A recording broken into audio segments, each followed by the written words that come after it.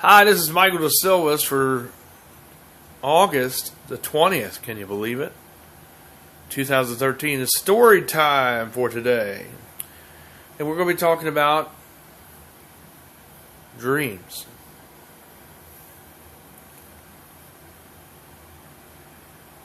Tabitha went to sleep on Thursday night. And she went to sleep like she usually did, but most of the times didn't remember her dreams. But this one night was different from all the other nights, because she had a dream that was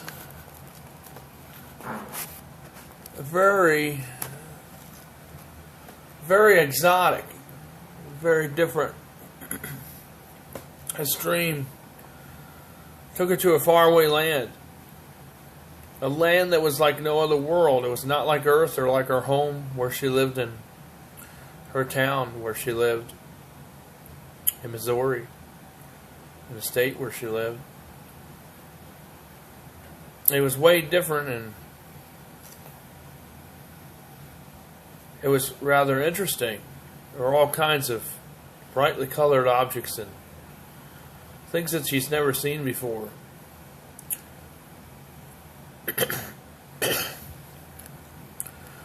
And she thought it was so real that she didn't want to leave that dream. But at the same time, her mind was telling her subconsciously why she was in this state of REM sleep, which is the deepest part of sleep that a person can go into, and that's where the people receive. When they dream is when they go into what is known as the REM state. That's where she was. So as Tabitha was dreaming, she saw these funny looking men. They were really short, but they were nice to her. They didn't treat her bad. They didn't try to take her money or try to do anything harmful to her. They just wanted to get to know her and get to know about her, know where she was from, and and they were asking her all sorts of questions like, what planet are you from? What solar system are you from? And the funny thing is that these funny-looking short men didn't look like the aliens that you see with the big eyes and the nose with the holes and no mouth. No, these were short-like looking, green-looking men. I mean, green, and some were red, and some were blue, and some were orange, and some were rainbow-colored. And they come up to her, and they were just as curious to her as she was to them. At first, when she arrived there, she didn't know how she got there in her dream. She was scared, but then when they came up and said, "Hi, what's your name?" She says, "My name is Tabitha. What's your name?" They didn't really have names, or at least they had names, but they weren't names that she could either remember or pronounce. But she remembered what they looked like: red, blue, green little men and women and children. They didn't look like the same children like you have here on Earth. No, they were like different shapes, different sizes. But these children, were really curious, just like all the adults there that looked the same as their counterparts. They were curious of her because she looked way different from them. And they were just as curious as she was of them as they were of her. So they began to talk about what kind of foods they ate, and she couldn't remember what they were.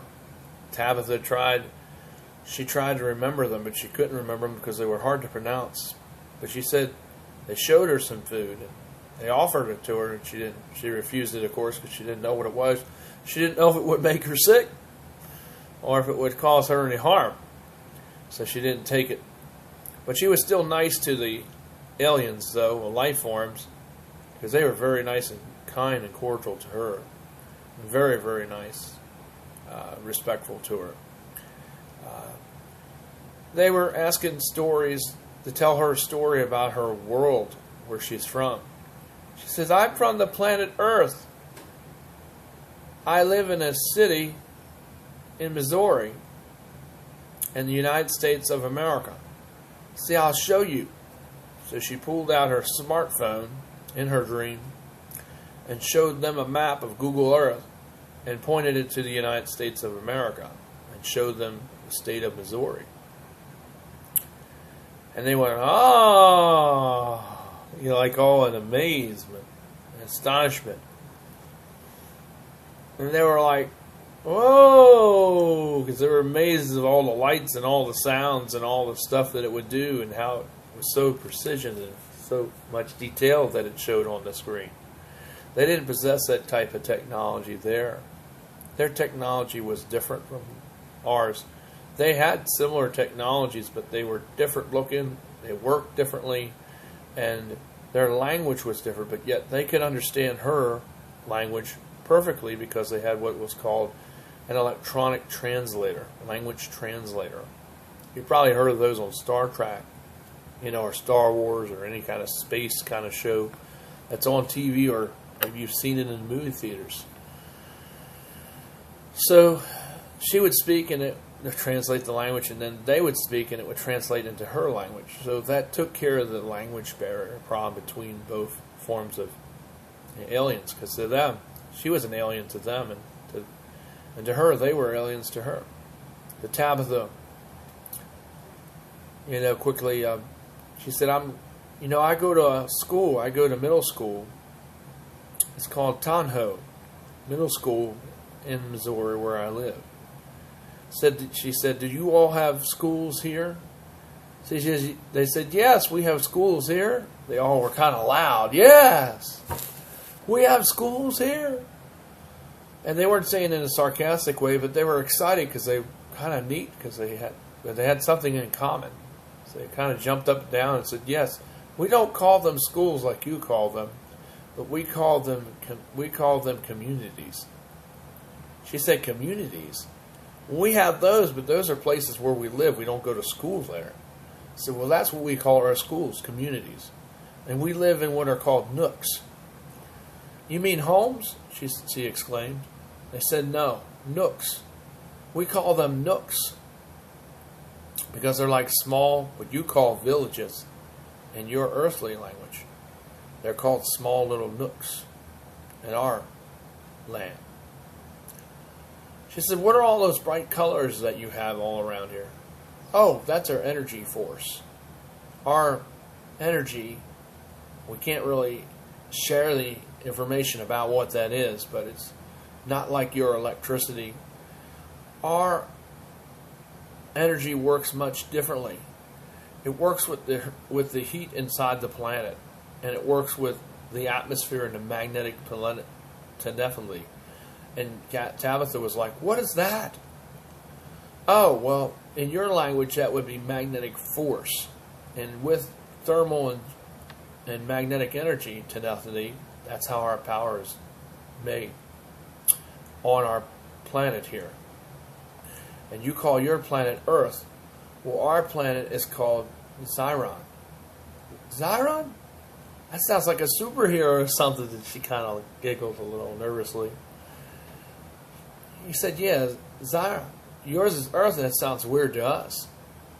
But you know what? He said, that's all fine.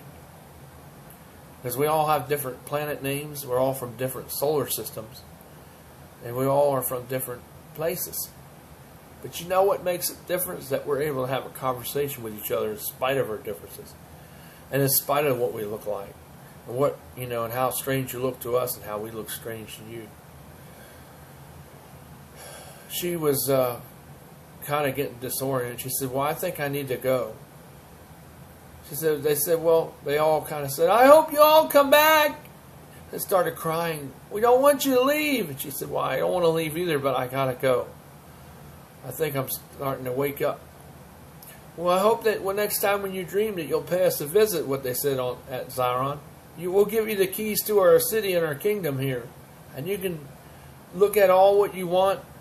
And you'll be safe. And, we are welcome here at any time to visit with us and to talk to us. Earthling. Tabitha, your name? Is that your name? She exclaimed, yes, that's my name. Well, you know what? You're sweet. You have been really sweet and really a nice person. We hope and look anxiously forward to seeing you again. And Tabitha said, well, likewise, with agreeing attitude and with enthusiasm. But yet hurriedly, she said, though, I have to go home. My mother is calling me. really what it wasn't her mother at all. It was just the alarm clock going off for her to get up to go to school the next morning.